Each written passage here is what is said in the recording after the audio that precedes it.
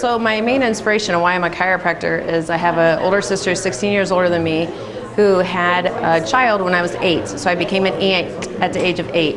And the child was not the normal child per se.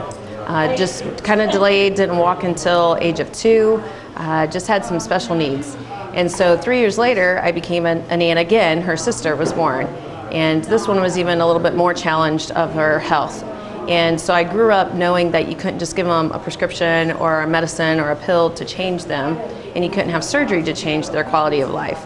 So I felt as a young person that I wanted to do something to change them and have a healthy quality of life, and that was chiropractic.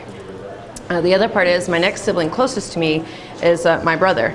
And so, of course, when my mother was pregnant with me, that's before they did ultrasounds, he wanted a brother. And so he made me kind of the tomboy. So it was one of those things where I had to be kind of tough always and not allowed to cry, you know, those kind of things. So I kind of grew up with a thick skin, and knowing that I'm in a profession that was pretty male dominant, I think I was prepared for that in both aspects. Okay, so I did go to school at National College Chiropractic, which is near Chicago, and I am from Ohio, born and raised there.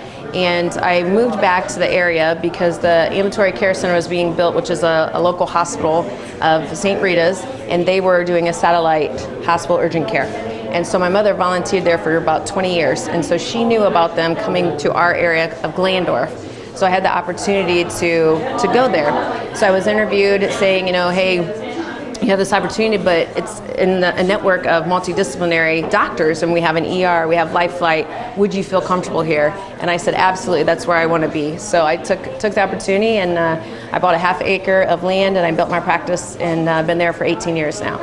Yeah, so I have that kind of also in my life too, which is my father was a township trustee for 20 years. My one other sister is currently the Board of Elections Director for a county, and so I grew up around government quite a bit. So I started out in Ohio. We have 14 districts, and I am a part of 7, which is Northwest Ohio. And I became their assistant director for 3 years. Then I was their district director for the next 3. Then I was the secretary of the OSCA, the Ohio State Chiropractic Association, for 2. I'm currently the treasurer, and I just won the election, and I will be the first female vice president of the Ohio State Chiropractic Association starting in January. It's been awesome so far. It's nice to have the camaraderie of other female chiropractors. I feel like I am looked upon and looked up to in my little community, but also I want to be challenged. And there's some women here that I'm like, wow, if I could just do that, you know? So you kind of have that part of life where you get kind of comfortable, and I was getting comfortable in my practice. And I can tell after just a day and a half here that I want to be uncomfortable again, and there's leaders here in my profession that I can look up to, and that's what I think is making me and allowing me to do this interview also.